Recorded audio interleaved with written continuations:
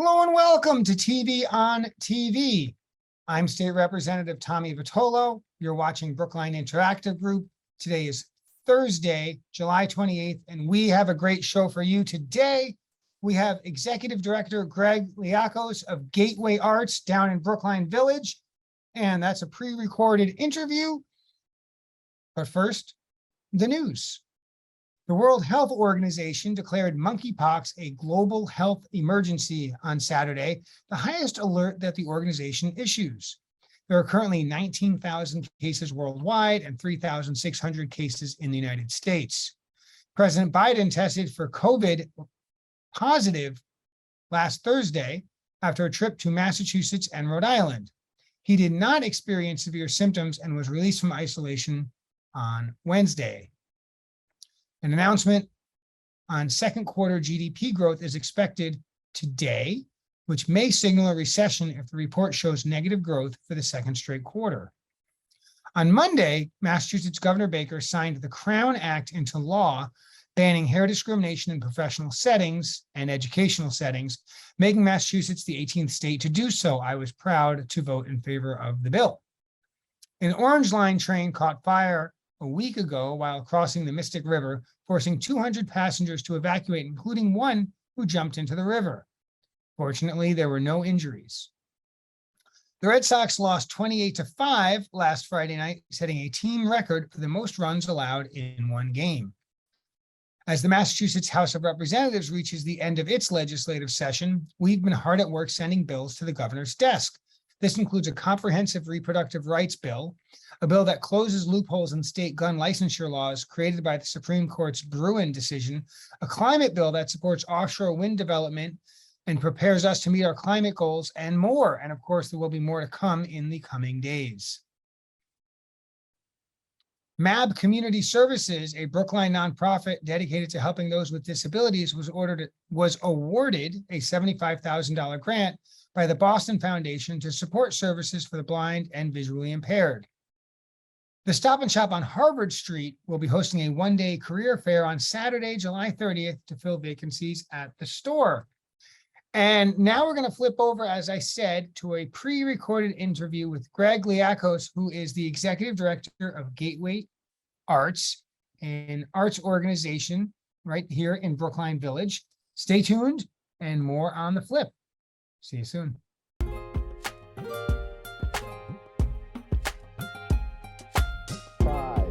4, 3, 2, 1. And as promised, today we have Gateway Arts Director Greg Liakos, who is relatively new to that job, but is not new to the art scene. Greg, thanks for appearing on Brookline Interactive Group. Glad to be here. Thank you for inviting me. You bet. And I want to start by letting the community get to know you a little bit. So, like, what have you been doing your whole life? What's going on? Sure. So thanks again. I'm really glad to be here in Brookline and at Gateway. It's an amazing place. So I'm a Peabody native, grew up in the North Shore, went to college out in Worcester, did a stint as a journalist, my first career as a newspaper reporter and editor.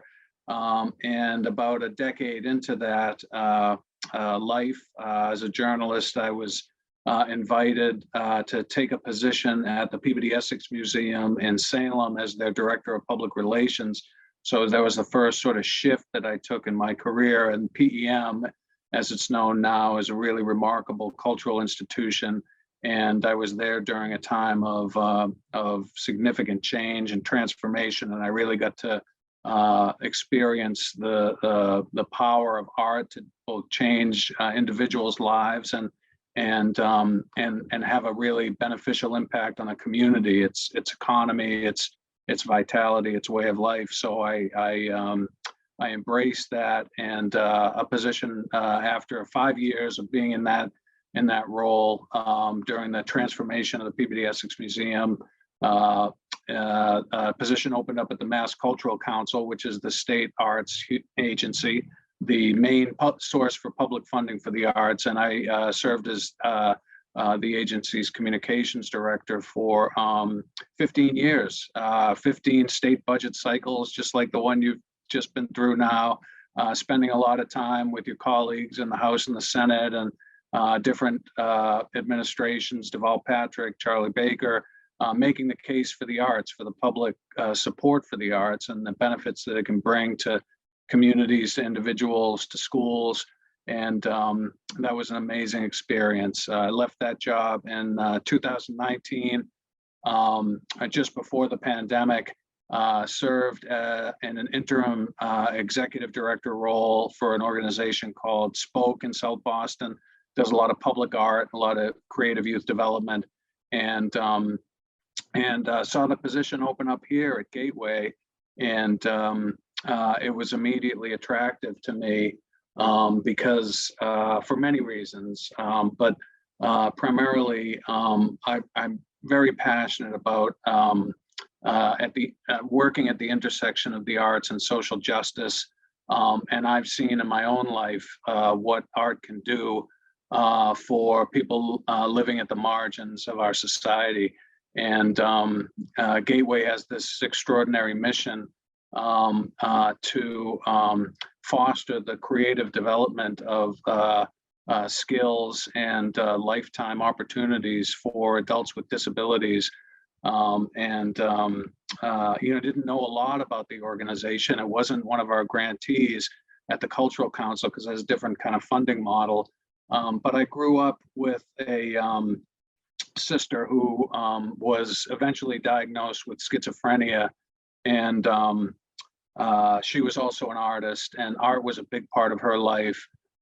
She was an extraordinarily intelligent and creative person, and but at the same time, her illness was profoundly limiting. And as a young person growing up as a child, I was immediately attuned to the sense of kind of inequity and injustice that's sort of inherent in so much of life in general, and American culture in particular, and have always kind of been driven by a desire to contribute what I can to kind of overcome that. And in my experience with the arts has given me the capacity to be able to do that. So I jumped at the chance to take this position, and had some amazing conversations with Ray Edelson, the longtime director, Stephen DeFranzo, the longtime artistic director, and the board, and was offered the job. So I started at the beginning of July. So some folks know that Gateway Arts is down in the village on the same side of the street as Pierce School, actually very close to Pierce School. Right next door, yeah. Yeah, and so some folks know that much. Some folks have even been in the shop. But I think a lot of viewers don't know, frankly, anything about Gateway Arts, what the space is like, Right. Who's making the art, what's the story. So maybe you could give the viewers, right, assume they know nothing about Gateway Arts. Sure. Tell us what Gateway Arts is all about. Sure. So there are three components of the organization, I guess, if you will. There's a studio, there's a gallery, and then there's the store, right, on Harvard Street here in Brookline Village. And of course, I'm getting to know Brookline Village, as we speak. I've been here 3 weeks now, and it's just a beautiful, lovely, vibrant neighborhood. I'm really grateful to be part of it. But so you have artists there. Everyone here is an adult. So you have artists from ages 22 up until some elderly. Some have literally been here and coming to Gateway and creating art since the organization was founded in 1973. So literally almost 50 years. So a range of ages, a range of backgrounds, a range of abilities. And they're coming from all over Greater Boston. They come in the morning. Some come 5 days a week, some 2-3 days a week. They come via family transportation. Some come from the T. Some come from particular ride services. And they come in the morning and they work. They come to the studio. and they work with a team of artist facilitators, very, very talented visual artists who are on our staff, who besides being wonderful artists and arts instructors, also have some human service background. And then we also have a clinical team here to help artists who need clinical services during the course of the day. So essentially, every artist has an individualized program. They set goals for themselves, whether it's frequency of the work they want to create, the quality, or a particular media they want to work in. And they work closely with that artist facilitator over the course of their program to meet those goals. It's important, I think, for people to understand that this is really, Gateway at its core is a professional program, in the sense that the goal, we're not a therapeutic program. We don't apply the principles of art therapy, even though art therapy is wonderful and very, very important. But we're really about helping artists make a living, essentially, as part of whatever combination of income sources they have. And the goals that we set and work on together with each artist are driven by that objective. So they work with our artist facilitators in 3 different spaces here in the studio. Some are doing painting, some are drawing, some are doing textiles, some are doing digital art, in a few cases poetry, spoken word, and a whole range of media. Prior to the pandemic, we had an even more diverse range of media, but we lost some of that, and hopefully we can get some of that back. But that's really the heart of the organization, is our artists working with our artist facilitators and creating work. So clients are coming in, artists are coming in, they're making art, and then they're selling it. But before we get to that, you mentioned Gateway Arts is almost 50 years old. So you got a 50th anniversary coming. Right. Big plans. So we expecting a party? What's going on? Definitely a party, and this is something I'm getting my getting a grip on, if you will. The organization's been through a lot of change. Ray was here, Ray Edelson, the longtime director, was here since 1977. So I am a new face. And for both the staff and our artists, our clients, there's a lot of change. In addition, Bill Thibodeau's a longtime artist facilitator here, stepped up into the role of artistic director. And then of course, all the change and uncertainty that's come because of COVID. It's just been difficult for visual arts organizations, among many others. So there's been a lot of churn and a lot of change.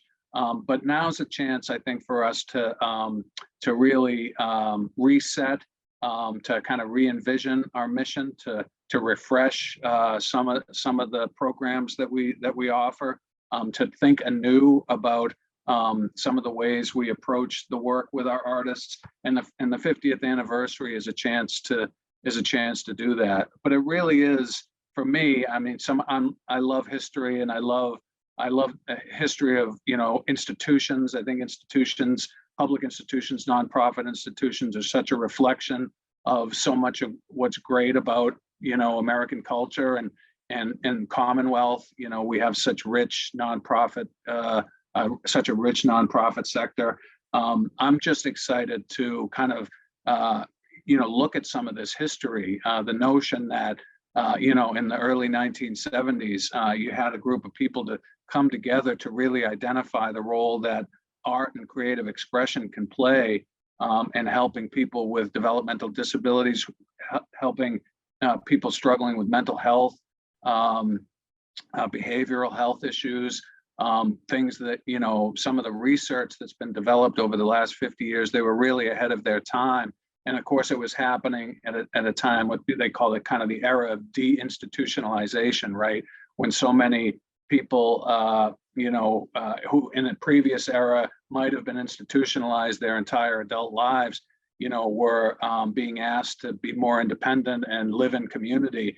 And an organization like Gateway, which gave them an opportunity to, express their experiences through the creation of art, was really forward-looking. And I want to celebrate that, but I also want to work with all my colleagues here to kind of take that into a new era. So certainly folks can see art in the Gateway Arts Gallery, and they can buy some art, maybe there, maybe in the store. Do your artists have art on display anywhere outside of your spot on Harvard Street? Yes. So one thing I didn't mention, but I should, is that Gateway Arts is a program of VinFen, which is a very large, extensive social service nonprofit organization that provides services for people with developmental disabilities and mental health across the state, and even has some programs in Connecticut. Gateway Artwork is all over the VinFen. They have day programs, they have clubhouses in their headquarters in Cambridge. Gateway artists are represented, but here in Brookline too. And this, I'm learning, you know more about this than I do, but the Community Mental Health Center is a place where Gateway artists are represented. I believe we also have some work in town. We've had before some work in Town Hall and the public library. And this is something I really am interested in expanding. I really want, I want to, our artists to get to know the Brookline community better, and I want the Brookline community to get to know our artists better. I will say this, in my first 3 weeks here, the most inspiring, joyful experiences I've had are just talking to the artists about their work, and about what motivates them, about what inspires them, what challenges them, how they use art to make sense of the world, like so many of us, and how that translates into a painting or a drawing or a sculpture or a tapestry. That's, I feel, now it's sort of an overused phrase, but I really do feel a privilege to being able to have those conversations and to see that work. And I want to share that with the community, because I think a lot of others should benefit from that. It occurs to me, you may not know this yet, but the Waldo Durgan Garage right in Coolidge Corner is going to become a very large building, including a hotel. Oh, no, and I it didn't occurs know to me that actually a brand new hotel has to buy a lot of art. Yes. Maybe you ought to start having that conversation. You have a lot of artists who are looking to sell their work. And I Yes. could imagine a really nice relationship where your artists who are producing, and I want to make this really clear, are producing good art. Yes. They're not producing good art for fill in the blank, right? Right. People with disabilities. They're producing great art. They are artists. They produce art, and it stands on its own. It's It really does. great Yeah. stuff. And so that might be an opportunity to form a relationship with this new building that is going to be constructed in Coolidge Corner as a sort of a long-term supporter of the arts program by, frankly, purchasing or some other arrangement. So we can talk offline about that, but I didn't want to forget that. I thought about that just Yeah, that's a great thought. And the larger point I think you're getting to too is our artists are like artists anywhere across Massachusetts or across the country. They want the affirmation and the joy that comes from selling a piece of work. It is economic, of course, but it's also it affirms their professionalism and their commitment to their craft. And I think that's really important. That's why we work so hard to identify places and ways to sell their work, both in the shop and digitally and in other and other venues. So yeah, that's a great suggestion.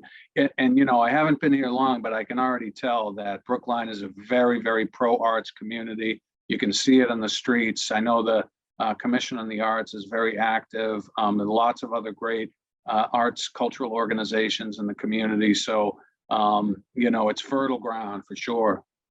And obviously, right, Booksmith and Coolidge Corner Theater is sort of a center where there's some art happening. Of course, over on Monmouth Street, right at the edge of town, at the old fire station, we've got arts happening, but we also have arts happening in Brookline Village, right? Everything from Liz Linder photography to the Puppet Showplace Theater. There's all sorts of things.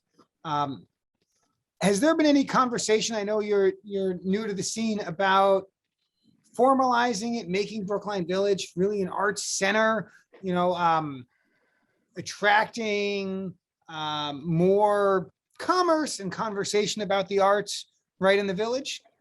I would love to be part of that conversation. You know, when I was at the Mass Cultural Council, we established the Cultural Districts program.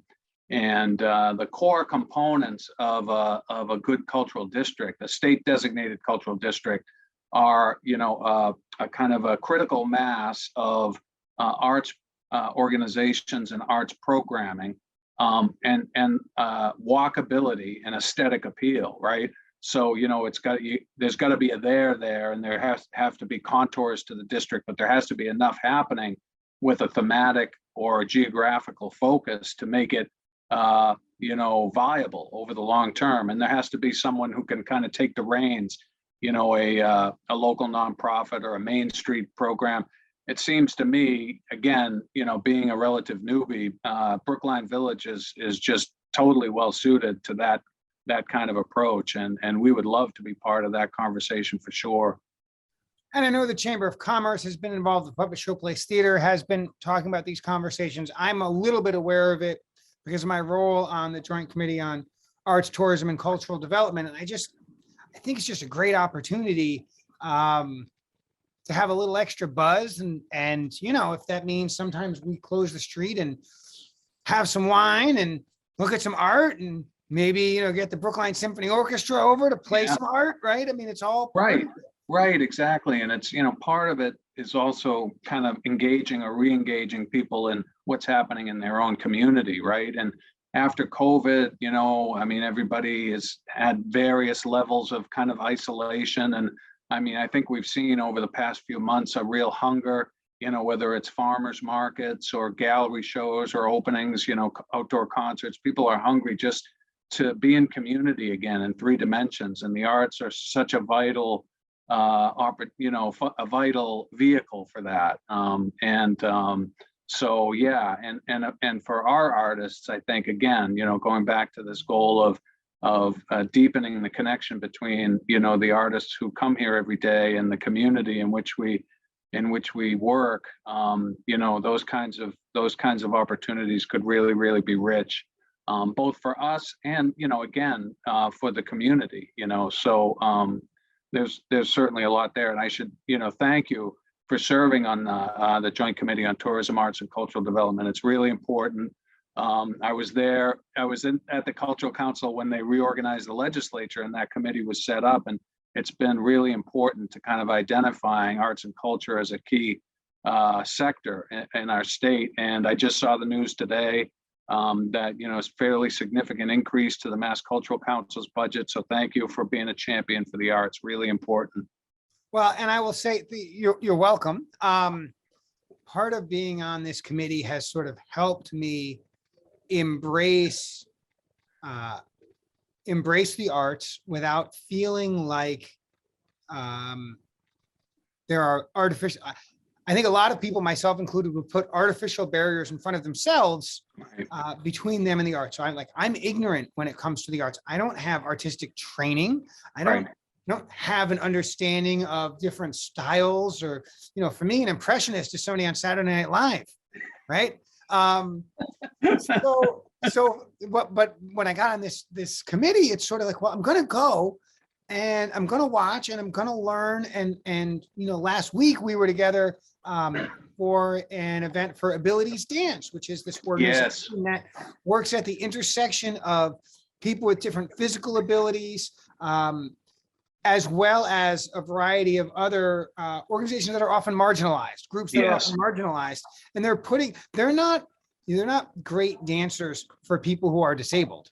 They're great dancers in the same way that your artists are not great artists for people who have disabilities. They're great artists. Right. And, late last week, I was at Mass Art, and we were learning about the art school and their needs, and just sort of, for me, it's allowed me to just sort of drink from the fire hose of the arts and not worry too much about, am I doing it right? Am I understanding it? Do I get it? Am I using it? I'm just enjoying it. And I guess my question is, how do we, not everybody can serve on the Joint Committee of Arts, Tourism, and Cultural Development, but how do we get other people to also have that realization that, like, hey, if I go check out a painting and I like it, it's totally reasonable for me to spend $200 on it because I like it. And it's going to be with me for a long time and I'll be really happy with it, right? We need to celebrate the arts, but we also need to remind people they got to pay for the arts. They don't come for free. So how do we get there? How do we move people in that direction? Yeah, well, there's a lot. The question of the century. You got 2 minutes. There's a lot there. I guess I start with kind of recognizing the historical evolution of the arts and American culture,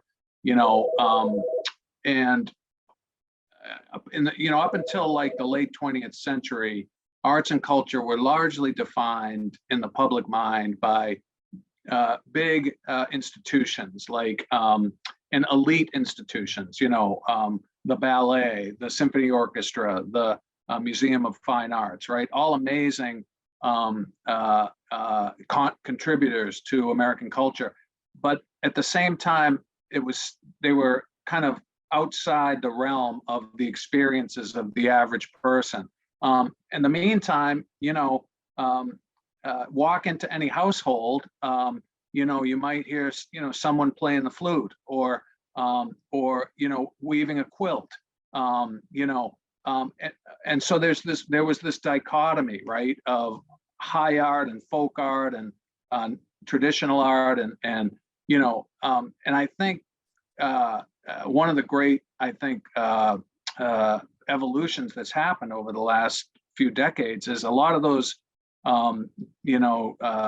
distinctions have kind of been breaking down, and I think more Americans are starting to see art and creativity as an open door for everybody, and whatever your medium, whether you want to experience it as a consumer, as a patron, or create yourself in any way. And of course, the internet that has opened the door to many people to create in new ways. So I think we're at a time when the notion of creativity, the notion of art is becoming more expansive, and I think that's a really good thing. But to your second point, you're right. We have to understand that if artists want to make their living, just like a doctor, a lawyer, a legislator. There was a famous line from the New Deal when they were debating whether to put arts programs into some of the New Deal legislation, and FDR said, "Well, they've got to eat too, right?" And that always struck me because they're right. Artists are creating work; they're putting their labor, their sweat, their equity, their imagination, and we have to understand that, and we have to reward them, whether they're a musician, a painter, a poet, or however. And the economy is changing very rapidly, and we're still, these are complex issues, but for us, for Gateway, we want to honor the labor of our artists by investing in their work. Well, I will say if you do want to go buy some art, right, you can go to Gateway Arts, you can go to the Yes. Brookline Arts Center, you can go watch a film at the Coolidge Corner Theater. You are still supporting the arts. There's so many different Absolutely. ways in Brookline, so to say nothing of the Puppet Show Place Theater. There's so many different ways to do it in Brookline, and I hope that folks will do exactly that. And I would be remiss if I didn't say you can become a member of Brookline Interactive Group, the television show we're watching right now, and support the creation of video arts, right? I don't Right. think what I'm doing is art, but maybe something else. So there's lots of different ways to engage in the arts, to create art, and frankly, to be a patron of the arts. And I hope folks will find ways to do that this summer and beyond. Greg Liakos, Director, Gateway Arts, thank you so much for coming on the show and talking art and talking about your organization with us for a little while. I hope you'll have some new folks wandering by and saying hello. It was a real pleasure. And again, thank you. And thank you for being so supportive of our organization and for arts and culture in general. Thanks a lot. And folks, we'll see you next week. Same bat time, same bat channel.